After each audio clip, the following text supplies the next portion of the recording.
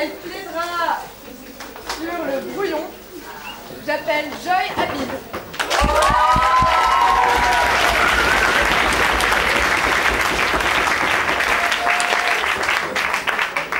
Joy, tu disposes de 5 minutes. 5 minutes? Voilà. Bonsoir. Tout d'abord, je tiens à dire que sur la photo qu'ils ont mis avant, c'était pas Photoshop, je ressemblais à ça avant la prépa. Voilà. Bonsoir. Voilà, une chose que je tiens à dire avant de commencer, c'est que ce soir, j'ai la chance de plaider contre quelqu'un que vous connaissez tous. C'est peut-être la raison pour laquelle la salle est aussi pleine. Non. C'est une célébrité relative pour ceux qui lisent GQ tous les mois. Parce que ce n'est autre que Victor Cazeneuve, star montante des podiums et habitué des blogs de mode. D'ailleurs, on me dit qu'il faudrait que je me fasse assez bref ce soir. Il ne faut surtout pas faire attendre Karl Lagerfeld. En plus, c'est Fashion Week, alors vous comprenez. Je suis vraiment désolée, il fallait juste que je le casse. On revient donc au sujet principal. L'homme créé avant la femme, brouillon ou top modèle. Remettons-nous donc à l'instant de la Genèse, ce moment où Dieu Tout-Puissant essaye de déterminer les créatures assez dignes pour participer à sa création mirifique qui comporte déjà le ciel, la terre, le jour et la nuit de l'Essec.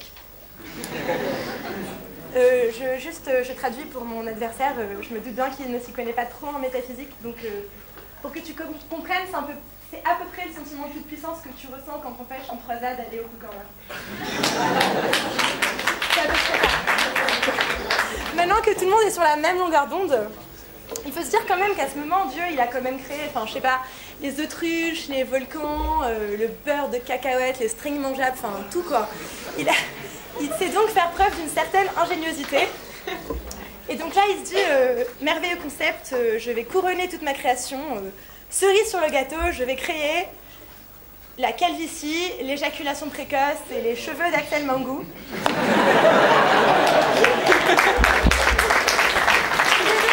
Ça peut juste pas être possible, c'est pas du tout réaliste. Ça ne peut pas être le feu d'artifice final. D'ailleurs, j'en profite pour signifier aux hommes qui ne s'y connaissent pas trop en matière de sexe dans la salle, et je suis sûre qu'il y en a. Le feu d'artifice, pour une femme comme pour Dieu, n'est jamais final. Il y a toujours un moyen de persévérer, de se surpasser, de faire mieux, et c'est exactement ce que Dieu a fait en créant la femme après avoir créé l'homme.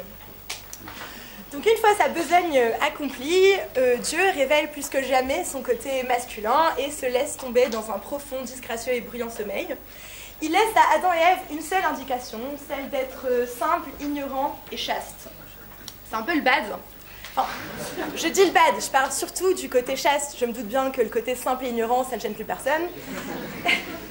Donc, comme vous vous en doutez, Adam n'a aucune difficulté à suivre ces quelques consignes.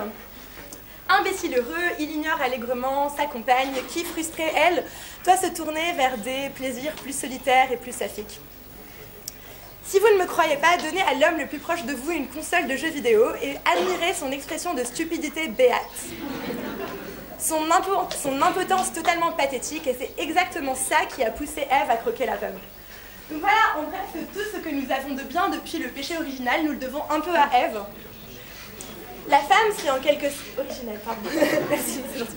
La femme, c'est en quelque sorte le risque, la rébellion, la transgression, l'érotisme, et l'homme, c'est tout simplement la banalité, l'ennui, la platitude.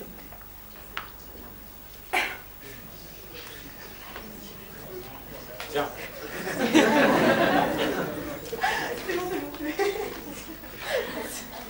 Donc, je me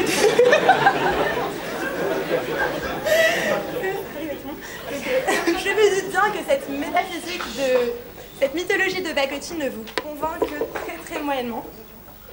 Je vais donc passer aux choses sérieuses et entamer un raisonnement mathématique implacable pour vous prouver que l'homme est bien le brouillon de la femme. Pour ce faire, prenons deux stéréotypes masculins et comparons-les. Le premier est un coureur de jupons insatiable et incorrigible. Il cherche sans cesse à soulager je ne sais quelle angoisse existentielle dans les premières formes féminines passées. Le deuxième est un dandy dédaigneux qui s'habille exclusivement dans le placard de sa petite sœur à base de jeans slim et de t-shirts trop serrés. Eh bien, je vous dis que les deux n'aspirent qu'à un seul et même idéal, C'est l'idéal féminin dont ils ne se savent que la pâle et insignifiante ébauche. Le premier, par exemple, cherche sans cesse à s'unir à la femme pour apercevoir le temps d'un coït qu'on devine trop bref et trop maladroit. Cette extase de la perfection innée de la femme qu'il ne possédera finalement jamais. Le deuxième, jaloux du sens inné du style de la femme et de son élégance, essaye de copier ses codes esthétiques et vestimentaires. Les deux se vengent de leur sentiment d'infériorité en imposant à la femme de nombreuses tortures. Par exemple, l'épilation du maillot, qui est une pratique sacrificielle qui nous vient de l'ancienne Mésopotamie. Les talons, qui sont des instruments de torture qu'on utilise pour marcher, ou alors il la force à passer la journée avec une ficelle entre les fesses, ce qui peut se montrer quand même assez douloureux. Pour terminer avec un peu de poésie, cette plaidoirie, je tiens à citer un poète que j'aime beaucoup et que je me récite moi-même parfois avant de me coucher. C'est Booba. C'est Booba qui disait lui-même, en haranguant le sexe féminin, « Ferme un peu ta gueule et va me faire un steak frites ». Ce à quoi je réponds « Brouille-toi, brouillon, va me faire des œufs brouillés ». Merci.